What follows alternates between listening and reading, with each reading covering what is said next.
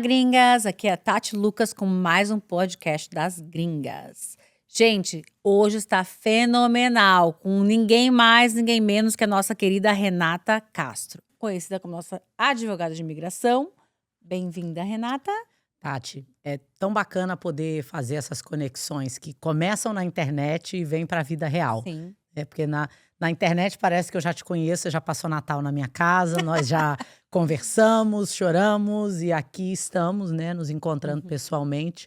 Esse é um poder de conexão que a internet tem e para mim é um privilégio estar fazendo parte desse projeto que você visualizou lá atrás.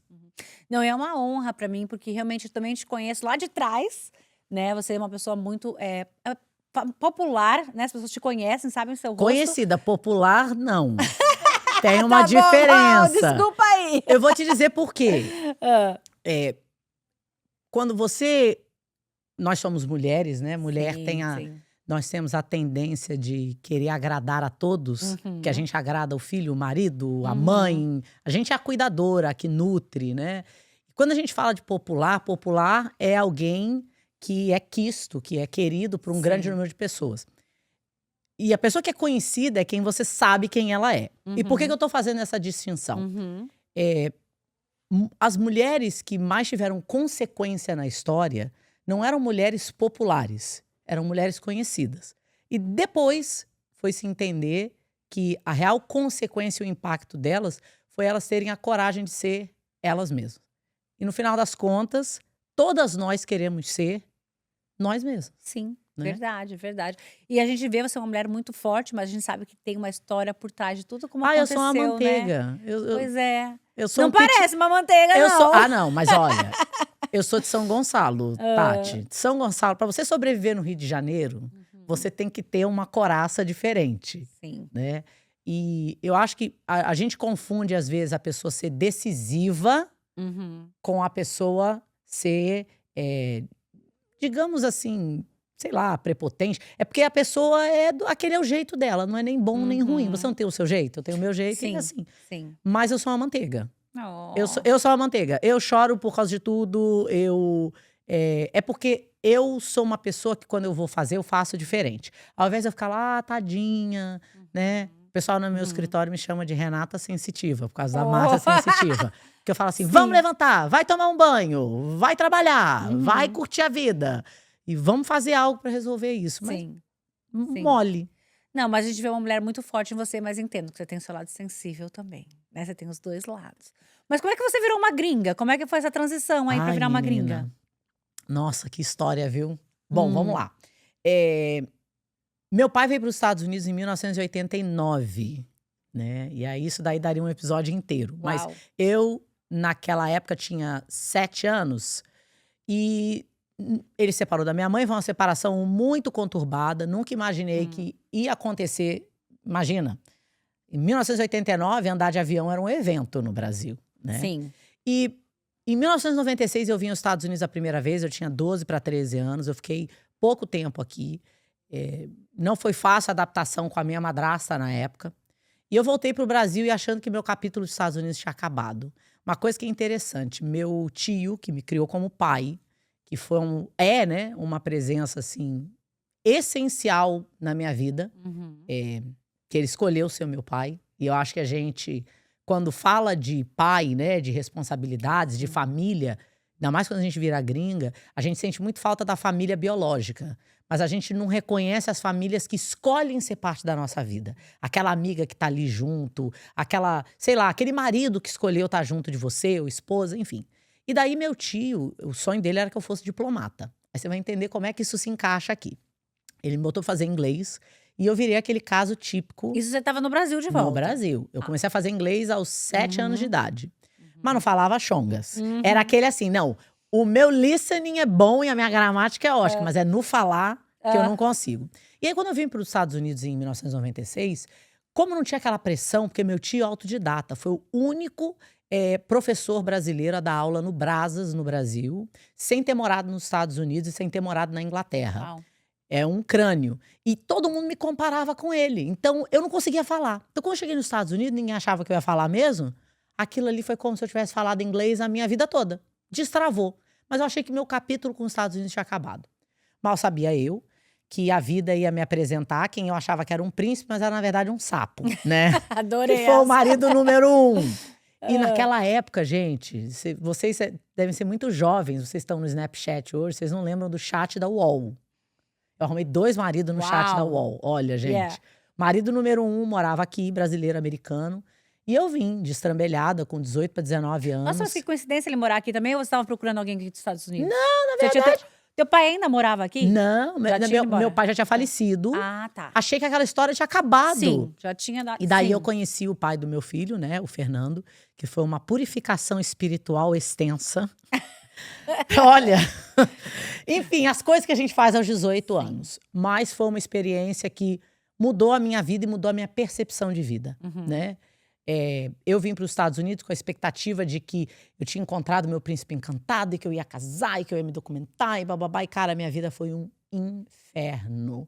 Eu fui vítima de violência doméstica. E, para mim, eu não vou dizer que quem é vítima de violência física que é menos pior. Mas a violência física, ela começa e termina. A violência psicológica, ela nunca acaba. A violência emocional, a violência... Em algumas circunstâncias, a violência financeira, religiosa, sexual... A violência psicológica, ela não acaba. Por quê? Aquela pessoa vai falando assim, você é um lixo, você é um lixo, você é um lixo. Aquilo vai entrando num loop na sua cabeça, o que você começa a fazer? Eu realmente sou um lixo. Eu fiz algo para merecer isso, né? E, enfim, eu era muito nova. E quando me separei do Fernando, passei por um processo, assim, meu casamento foi muito, muito complicado, muito mesmo. Separei dele, aí arrumei o marido número 2 também no chat da UOL. Gente, não entro mais no chat da UOL. Gente do céu. Não. Peraí, deixa eu entender uma coisa. Quando você separou do seu primeiro marido, você já trabalhava ou ainda não? Sim, então, Ou você eu me só dou, era então, toda- então vamos voltar lá. Quando Tá. eu vim para os Estados Unidos, eu já falava inglês, mas eu vim na Aham. realidade de todo mundo. Eu vim com um visto de turista, sem entender como aconteciam as dinâmicas legais Sim. aqui. Imagina, minha família era pobre no Brasil. Era não, é. Porque aqui nos Estados Unidos tem uma coisa hoje em dia, todo mundo no Brasil era rico, tá aqui de ano sabático. Na minha época não era assim, a gente era pobre lá e queria deixar de ser pobre aqui. A gente falava, aqui veio. E eu vim disposta, achando que eu estava disposta a fazer tudo, né? Porque o fazer é diferente. E eu trabalhei na construção, trabalhei em restaurante, trabalhei em Dunkin' Donuts. Olha, mulherada do Uau. Dunkin' Donuts. Quem nunca trabalhou Tem não aí pra sabe a nós, dificuldade, viu? Trabalho pesado. Trabalhei em Dunkin' Donuts, trabalhei em construção, car wash, restaurante. Eu fiz limpeza. Eu tive vida de indocumentado. E hoje em dia eu acho engraçado que a gente vê na internet o pessoal dando aquelas dicas, falando, eu tô aqui, já entrei 3 vezes, tem uma carta de deportação, e a gente fica, não fala isso. Porque na nossa época, a gente era instruído a ter medo, né? As pessoas falavam pra gente assim, olha, você vê um policial olhar pra baixo. Aí a gente falava, mas eu não fiz nada. Não, mas olha pra baixo, porque se ele olhar pra você, ele vai pedir seu documento. Aí você olhava pra baixo, né? Era uma outra dinâmica de vida. E daí eu me casei, né? Me casei logo depois de ter o Lucas, que é meu filho, que hoje já tá vai fazer 21 anos. Parece que foi ontem, Uau. né? É. E eu fui começar do zero. Eu falava Então, inglês, você tinha saiu de documento. casa, você e o Lucas? Saiu de casa com o filho? Então, quando eu saí de casa, eu esbarrei num trabalho, olha como são as coisas, né? Eu fui trabalhar numa empresa de financiamento de casa. E eles precisavam de alguém para fazer trabalho administrativo. E eu fui.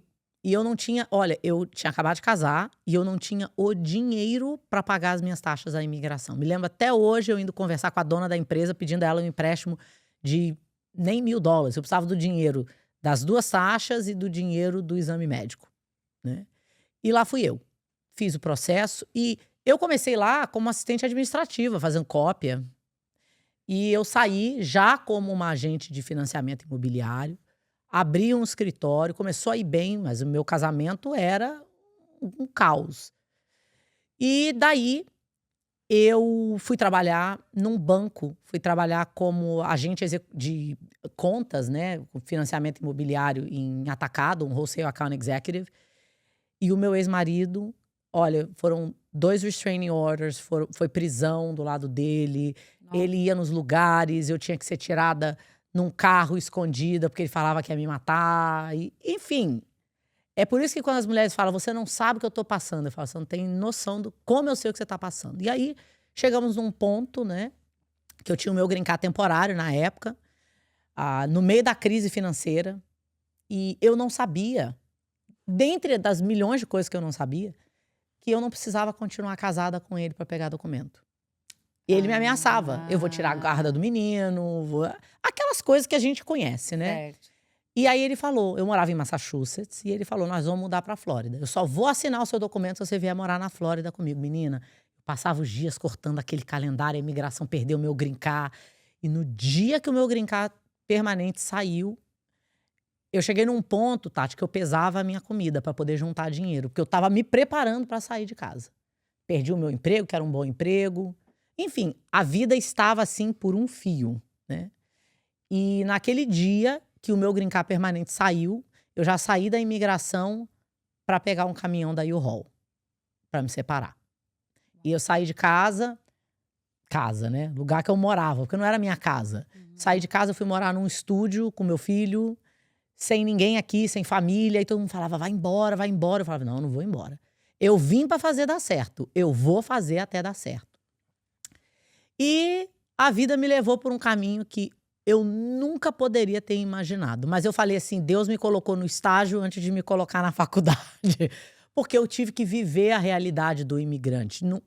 Não foi só para entender, foi até para antecipar certas situações que o cliente às vezes fala para mim assim, não, eu não sou vítima de abuso. Eu falo, você só não sabe. Você tem uma autoridade, porque você passou por aquilo lá também, né? Não só pelo diploma. Não só pelo diploma. E daí eu fui fazer bacharel. Imagina, eu tinha decidido que ia me tornar psicóloga industrial. E aí eu fiz um bacharel em marketing e ia fazer o mestrado. No dia da minha formatura do meu bacharel, eu tava com o meu então namorado. Vinha casar com ele, nos separamos, mas é um cara incrível, o Wesley. E eu estava com ele. E tinha um rapaz à minha frente que fazia faculdade comigo. E ele pediu uma carta de recomendação, porque ele ia aplicar para a faculdade de Direito. Ele falou, Renata, você daria uma ótima advogada. Aí eu fiz o que todo brasileiro faz, eu arrumei desculpa. Nossa, você tá doido, não tem como pagar, sou mãe solteira, como é que eu vou para a faculdade, meu inglês não é bom, babá, babá, babá, babá. E aí, olha como é o destino. O Wesley vira para mim e fala, ué, mas se ele consegue, você consegue também? Aí lançou o desafio. E aí eu fui fazer a faculdade de Direito. Mas quando eu comecei, nunca me vi advogada. Nunca, nunca.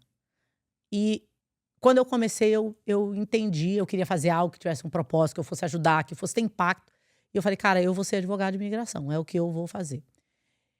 E o resto é Novamente história. aí, né? Uma dor que virou a tua profissão, né? Porque você passou por tantas coisas e hoje você pode ajudar as mulheres que estão passando por essas coisas também, né? Com o seu diploma também, né? Você sabe que uma das coisas que eu mais, eu vou dizer invejo, por falta de uma melhor palavra, né, que eu admiro, que eu gostaria de ter. Imagina um cantor. Um cantor, por exemplo, a Taylor Swift fez bilhões de dólares escrevendo a respeito dos heartbreaks dela. Nós mulheres já tivemos quantos namorados traste e a gente não consegue monetizar a nossa história. É você pegar aquela parte da sua vida, que se você passou aquilo, tem muita gente passando aí fora, e como você transpõe aquilo, se capacita, se determina e vai ganhar o mundo. É uma reinvenção constante, né? Sim, sim. E aí, então, você passou pelo seu segundo casamento, se achou na sua profissão. E como é que isso aí, bom, porque você é um nome grande na parte de imigração aqui nos Estados Unidos. Como é que foi esse pulo para, de repente, você virar não só uma advogada, mas uma advogada reconhecida, que as pessoas confiam? Eu acho que tudo aconteceu quando eu fui fazer faculdade de Direito. Imagina, eu com esse cabelo enrolado, com essa bocona, com, né, corpão de brasileira. Não segue o padrão, né? As meninas lá na faculdade de Direito, aquele cabelo liso, aquele padrão não brasileiro de ser. E na época, quando me formei, eu falei, eu não sou uma pessoa empregável. Eu tenho muita opinião, não é que, olha, eu sou uma pessoa que trabalha obsessivamente. Mas eu queria ter a liberdade Tinha algumas coisas que eu queria naquele momento. Primeiro, eu queria ter a liberdade de pegar os casos que eu queria lutar por eles, não o que alguém ia me dizer, né? Porque às vezes a gente, como advogado, eu vejo muita gente julgar o advogado que fala, eu não sei, preciso pesquisar. Cara, eu acho isso de uma humildade incrível. Porque Sim. o cara que fala, eu sei tudo, ele tá mentindo. Sem sombra de dúvidas, tá? Aham. E aí eu decidi abrir o meu escritório justamente por isso. Mas eu chorava todos os dias, Tati. Todos os dias eu achava que não ia ter cliente, achava que não ia dar conta. Enfim, aquela síndrome, né, de autossabotagem que a gente tem. Em 2015, quando o então candidato à presidência, Trump e Hillary, estavam concorrendo. Imagina, ainda tinha Periscope. Olha como isso é antigo. Pois é. Eu comecei a fazer lives.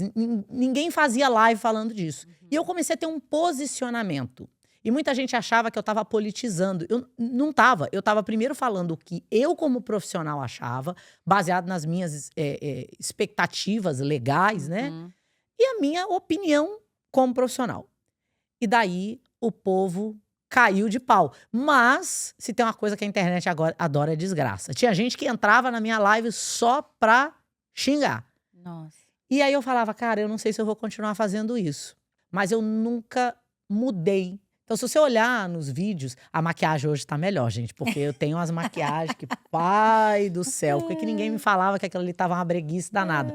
Mas era o que eu podia oferecer naquele momento. Era quem Mas eu as era. pessoas nem prestavam atenção nisso. Ah, porque presta. Não, mas você tinha um conteúdo muito bom. Mulher, mas Você prende a gente fica ali assim, o quê? Eu, pelo menos, ficava presa, porque eu lembro da sua época.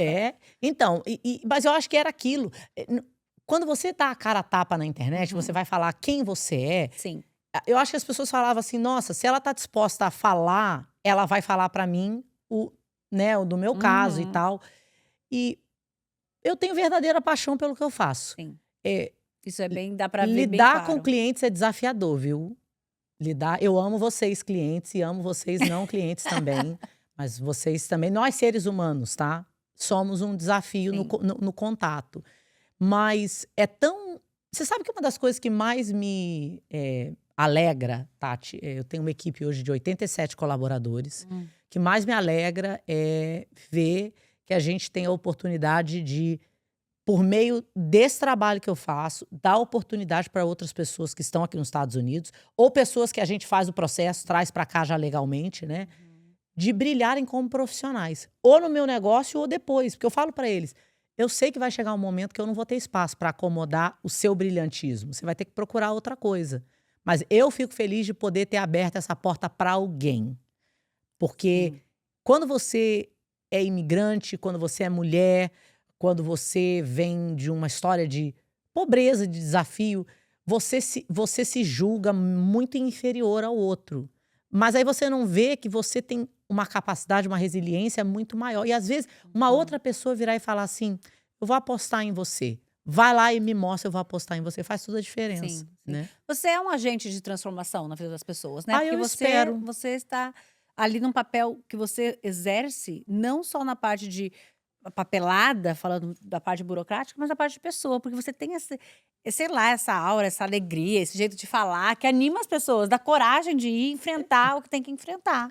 Você sabe que quando a gente, como advogado de imigração, a gente vê a outra parte da moeda. A gente vê a vida real, não a vida experimental.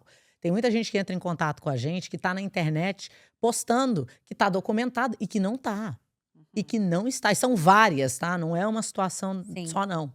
E o advogado, ele tem que navegar, óbvio, aquela constância de... Às vezes você fala assim, meu Deus, que coisa injusta. Essa pessoa não gosta nem de trabalhar, tá ganhando um green card. E daí tem o outro que é trabalhador, que é um pai de família, provedor, que é, sabe, compromissado, não ganha. Porque isso é uma injustiça. Imagina, a gente que vive da justiça ver uma injustiça. Aí a gente aprende que as circunstâncias adversas são o que constroem o sucesso. Eu vejo muito mais pessoas que fazem contato com a gente e que vencem na vida nos Estados Unidos sem ter documento do que com. Então, isso é um tema bem complicadinho na imigração, esse negócio de documentado, não documentado, o ICE agora, com tudo que está acontecendo. Essa é uma fase bem delicada, né? O que você está vendo, assim, tipo, que está no seu ponto de vista, que fase que nós estamos? Eu acho que a gente está numa fase do imigrante entender que, independente do status imigratório dele, ele é imigrante.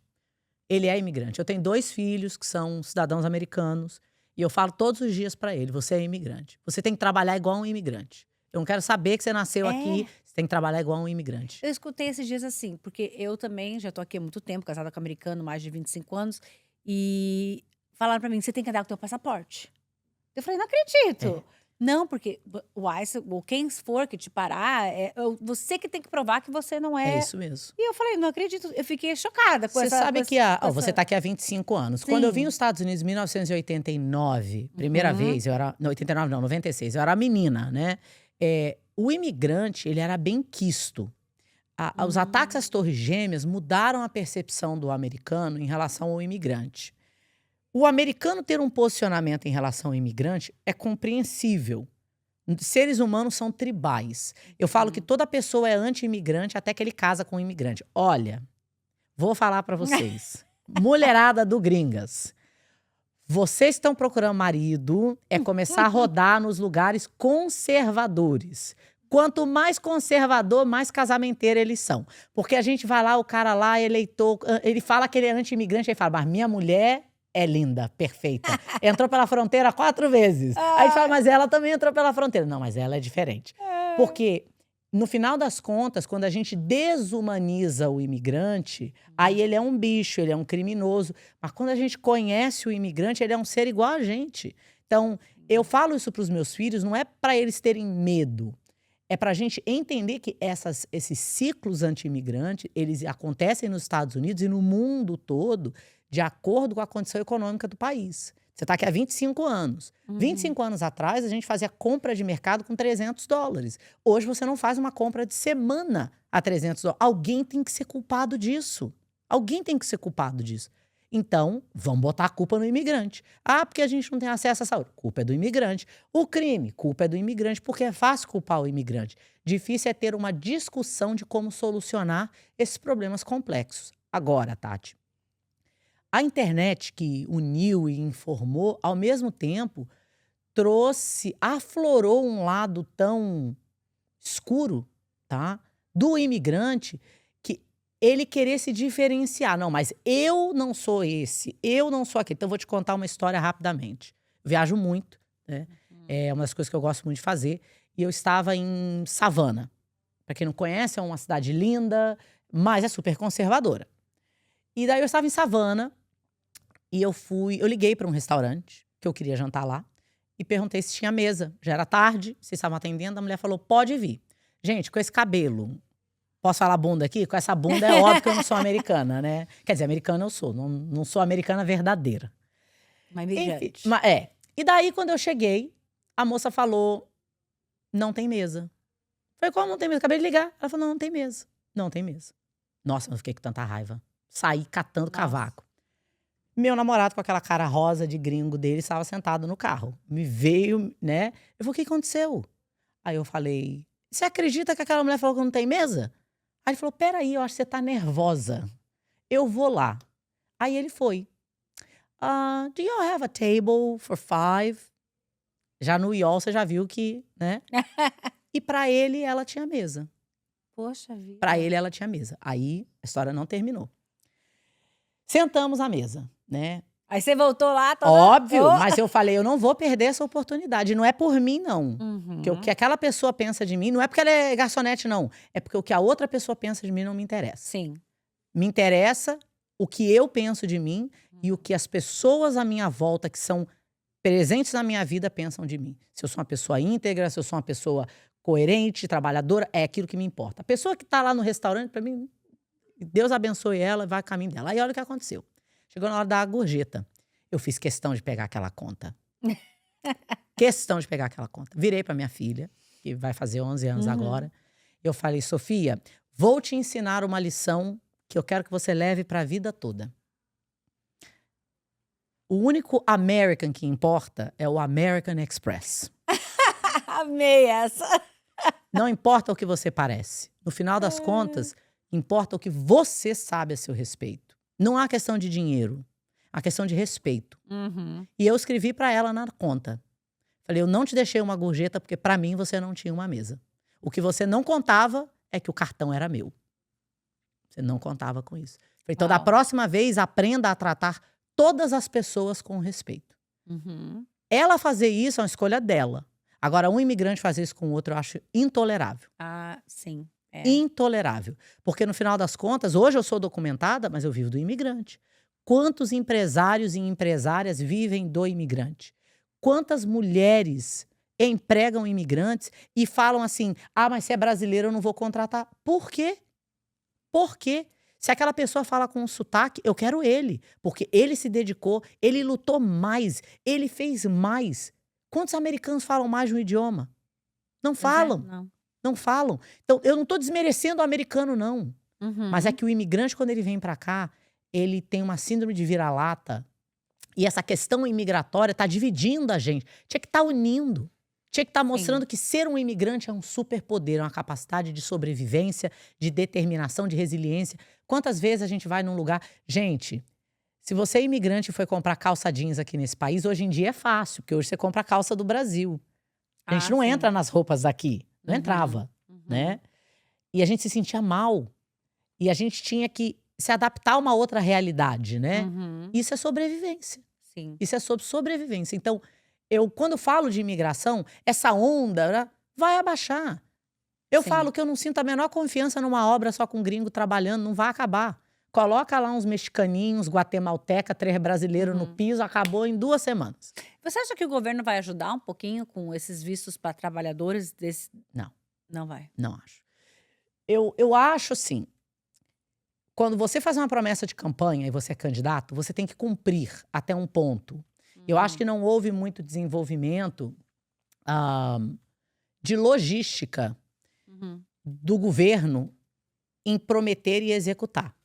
Porque o que eu mais tenho recebido são contatos de empresários americanos que têm uma força de trabalho toda indocumentada e que votou contra os interesses do imigrante. Falou, mas aí que tem a economia, não sei o quê. A economia não existe num vácuo, né?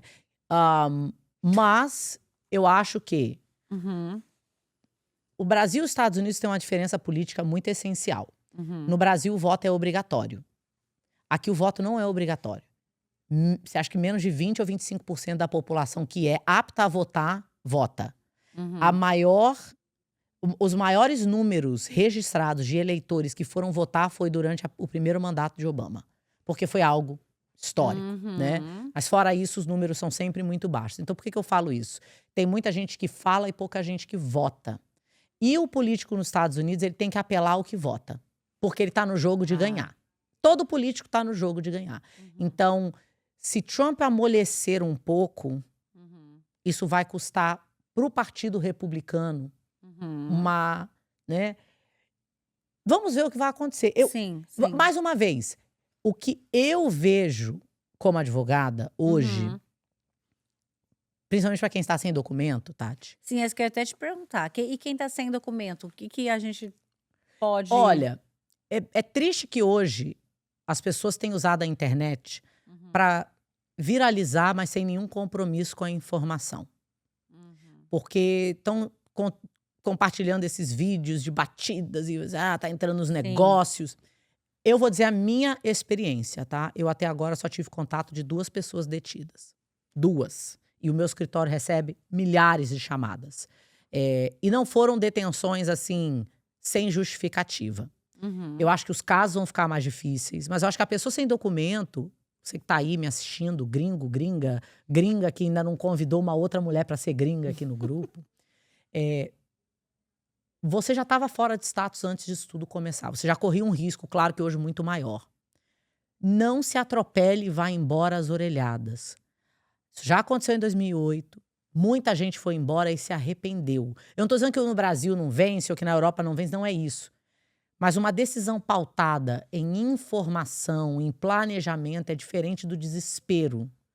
E esse desespero está fazendo com que as pessoas tomem decisões que elas vão se arrepender. Ou porque não estudaram um pouco mais, ou porque não desenvolveram o inglês, ou porque não se prepararam, porque você chega no Brasil de paraquedas, você fala, mas lá eu posso trabalhar. Mas se você veio do Brasil para cá, é porque você provavelmente não tinha emprego lá. Ou não tinha um emprego satisfatório. Você não vivia uma realidade. E daí você fica aquele prisioneiro entre dois mundos, né? Então, eu acho que para o indocumentado, mais do que nunca, é planejamento. É óbvio buscar ajuda de um profissional licenciado, que é uma outra coisa. Eu vejo muita gente caindo no conto do vigário e procurando pessoas que não são licenciadas. Não existe consultor legal, da mesma forma que não existe consultor médico. Ou você é médico ou você não é. Ou você é advogado ou você não é.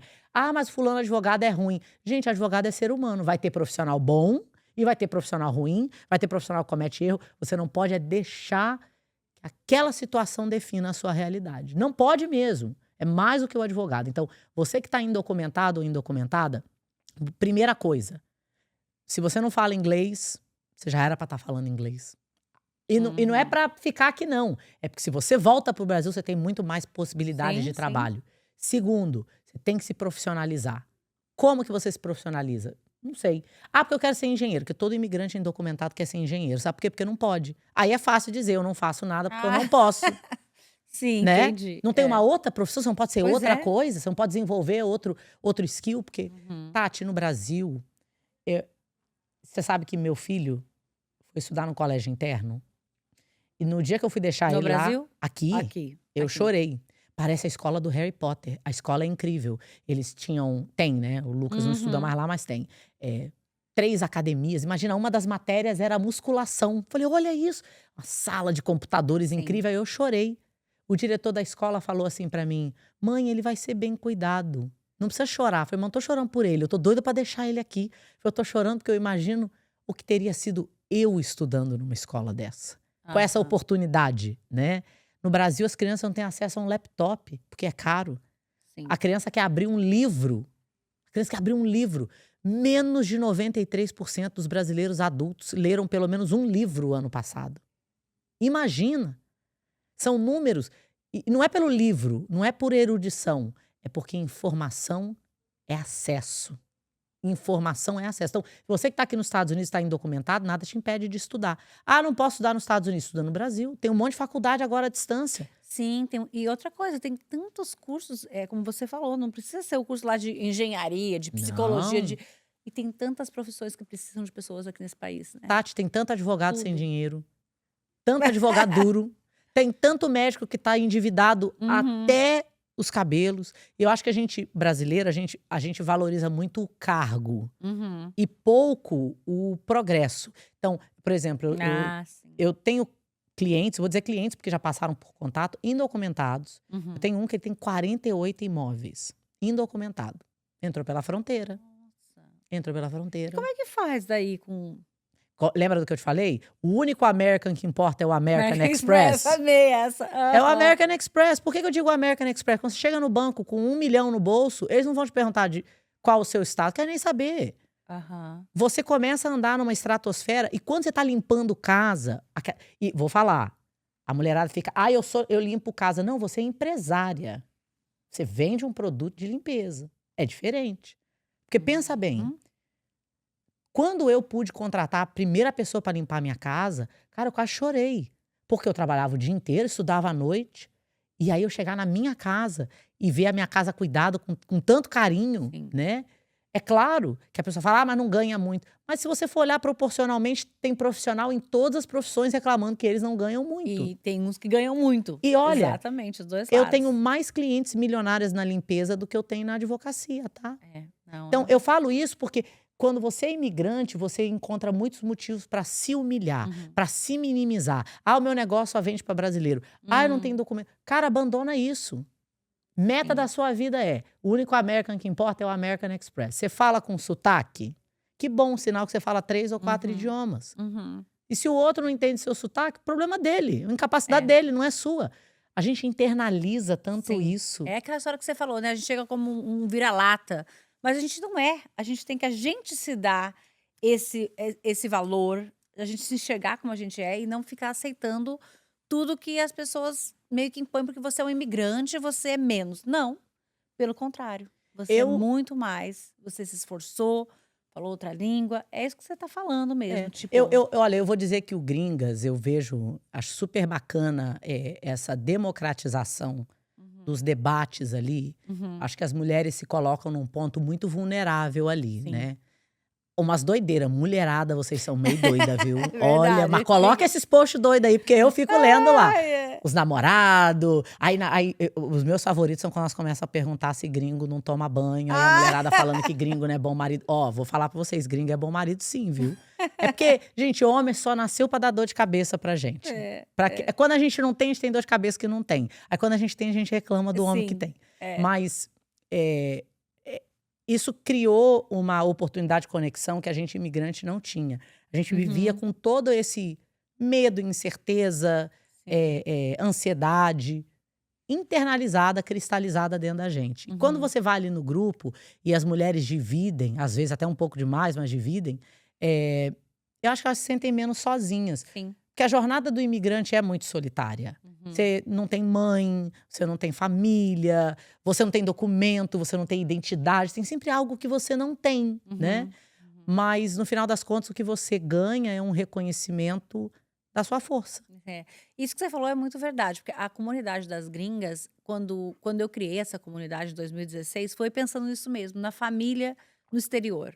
Tipo assim, aqui eu não tenho minha mãe, não tenho minha avó, não tenho minha amiga, mas eu posso criar essa família. Então, as reuniões começaram a acontecer e eu falava, gente, aqui todo mundo é bem-vindo. Porque eu não queria que esse negócio de, não, só o meu grupinho. Não, só. Eu queria um lugar que todo mundo se sinta bem-vindo. Claro que ali vão existir as mini comunidades que Você vão vai se ter formar, normal, afinidades. afinidades, É. normal. Mas é bem o que você falou, assim, sabe, Renata, é uma coisa assim que eu acho que é importante a gente ter essa comunidade aqui no exterior e essas histórias que as mulheres podem desabafar. Tem o Anônimo, que é maravilhoso, que as mulheres Menina, usam esse bastante. Anônimo. Esse Anônimo é. Então é uma coisa assim que a gente. E até pessoas assim, como você, estão lendo uma história, e a gente está aprendendo, entendendo a realidade de todo mundo nesse país. Porque tem a rica, tem a pobre, tem a que limpa, tem a que está passando por violência doméstica. E a gente fala, nossa, uau, eu não tô sozinha aqui nos Estados Unidos, tem Cês- muita mulher. Você sabe, Tati, que às vezes a gente olha, né, a outra. Vou dizer a outra porque a maioria das mulheres olha Sim. outras mulheres. A gente fala, nossa, o marido dela coloca flores e ele faz isso, e ele é sarado, e ele é rico, ele paga as contas. Você não tem a menor ideia do que acontece entre quatro paredes. Sim. E tem pessoas que são completamente desprovidas daquela realidade e são incrivelmente felizes. Então, eu vou te contar uma história rapidamente. Eu atendi uma pessoa que foi vítima de tráfico humano. Uma brasileira, foi trazida para os Estados Unidos pelo marido. E ela ficou, acho que 6 ou 7 anos, vivendo como um cachorro. Ela era acorrentada, abusada sexualmente, comia ração de cachorro, o marido a estuprava. E ela era Isso, o marido dela? marido. Ele O era marido veio na americano, frente brasileiro? brasileiro. Eu acho o homem brasileiro muito mais cruel com a mulher do que mas é culpa nossa, mulher, tá? A gente tolera muito do homem brasileiro. Sim. A gente engole muita coisa do homem. Eu falo que mulher brasileira, ela é recalchutadora de homem. Não, depois que casar, você melhora ele, você conserta ele. Olha, homem não tem conserto. Se ele tá torto, ele vai continuar torto. Deixa ele se endireitar e depois pega o homem de volta. Mas, enfim, aí essa mulher chegou no meu escritório. E isso daí é uma história que eu acho que eu vou advogar por 100 anos e eu vou lembrar disso por 101. Sim. E muitas das vezes, sabe o que eu vejo muito nas vítimas?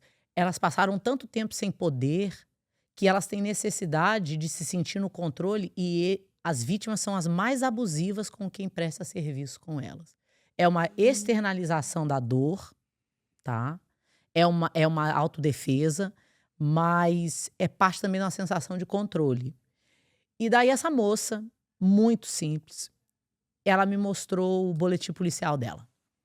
E eu não gosto de chorar na frente do cliente. Porque eu penso assim, se o advogado tá chorando, aí o caso já foi para as cucuias. Eu vou no banheiro, né? Eu choro antes, choro depois. Na hora eu tô ali, por isso que eu te falei. Sim. Eu sou pitbull, mas você também é sou, manteiga.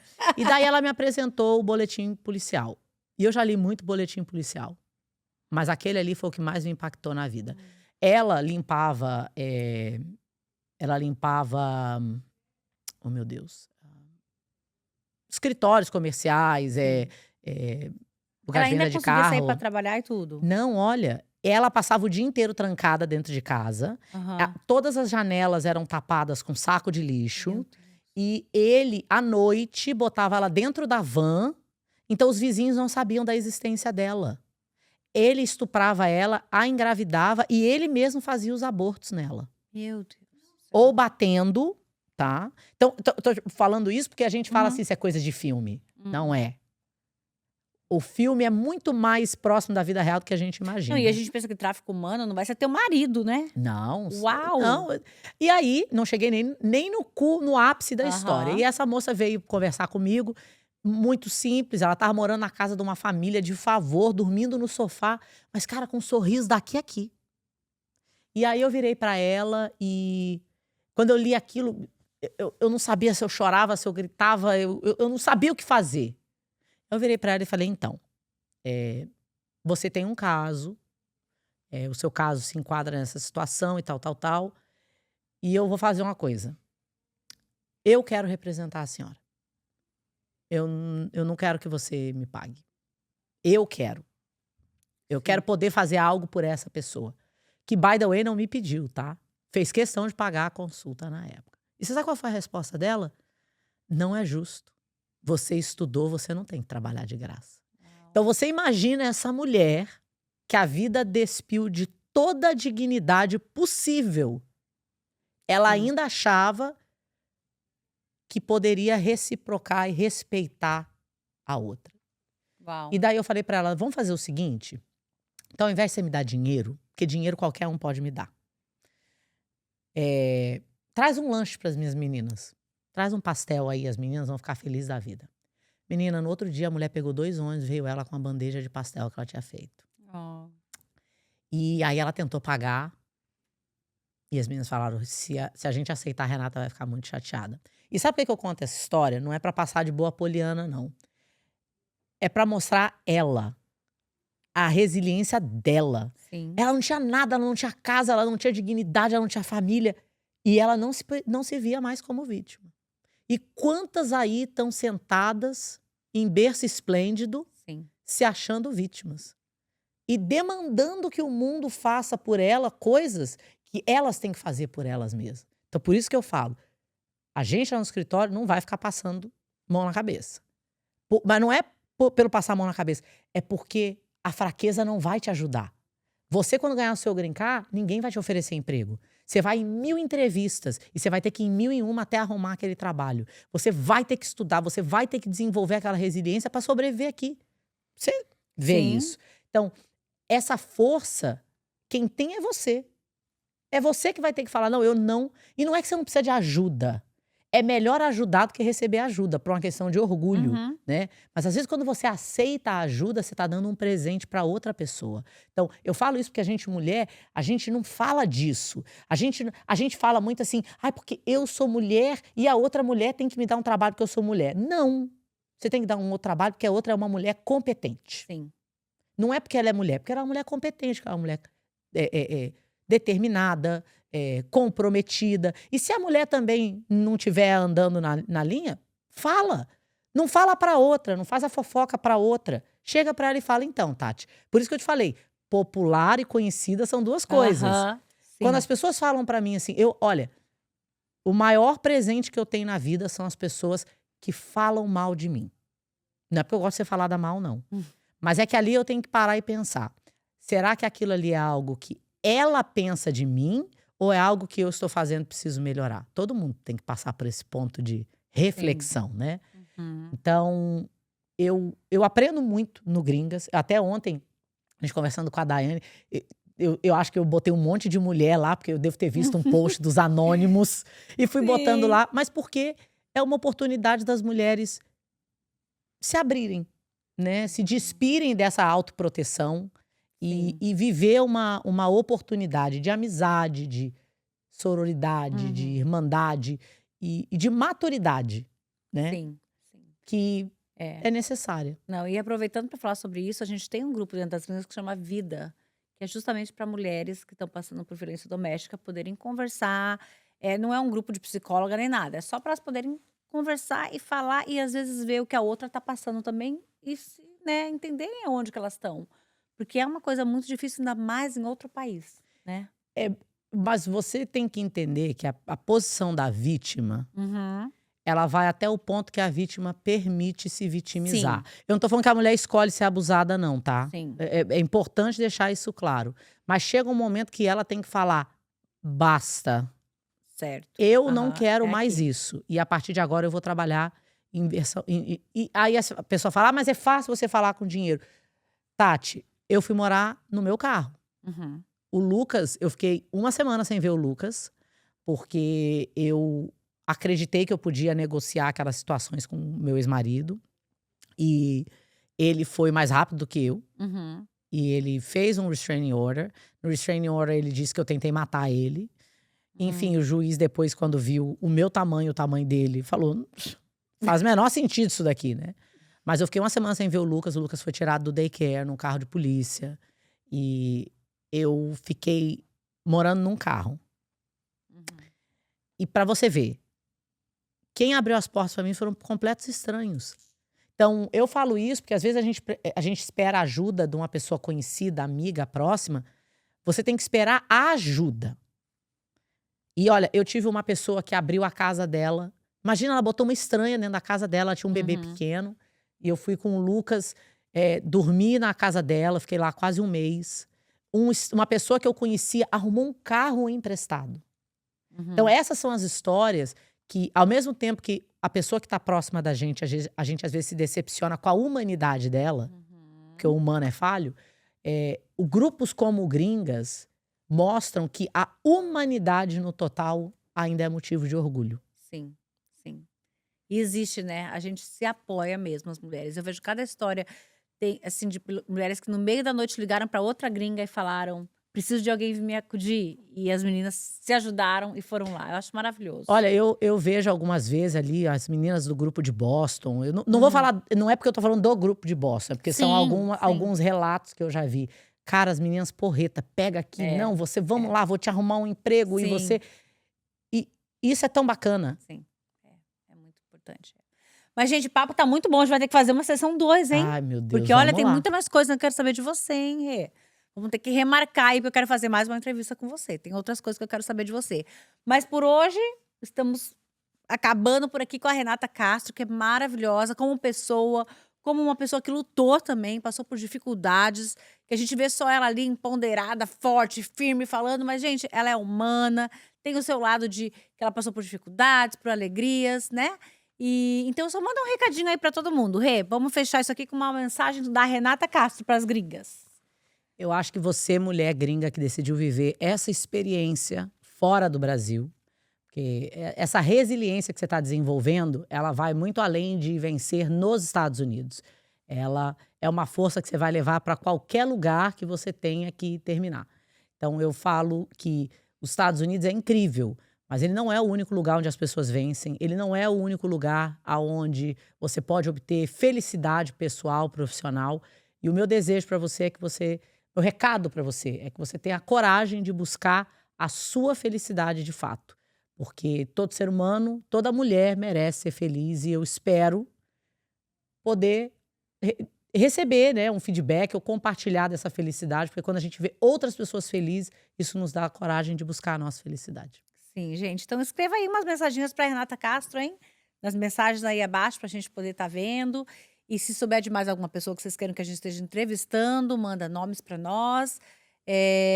Entra no nosso site, gringas.org. Não se esqueça que nós temos a membership, que você pode fazer cursos, aula de inglês, que é muito importante, né, Renata? Sim. Muito importante aprender o inglês morando aqui nos Estados Unidos. Aula de pintura, muitas outras coisas vão estar acontecendo todo mês, vai ficar cada vez mais bacana. Quero te ver lá no nosso clube, hein, meninas? Também um último agradecimento aqui, a Clau Lima, que é uma estilista maravilhosa. Hoje ela fez o meu look pra mim, gente, tá linda. maravilhoso. Olha aqui, gente. Tá linda. Super fashion, estou me sentindo super fashion. Obrigada. Obrigada, Renata. Foi um prazer ter você aqui com a gente hoje, né? E meninas, toda terça-feira, 8 horas da noite, Gringas Podcast. Quero te ver lá, hein?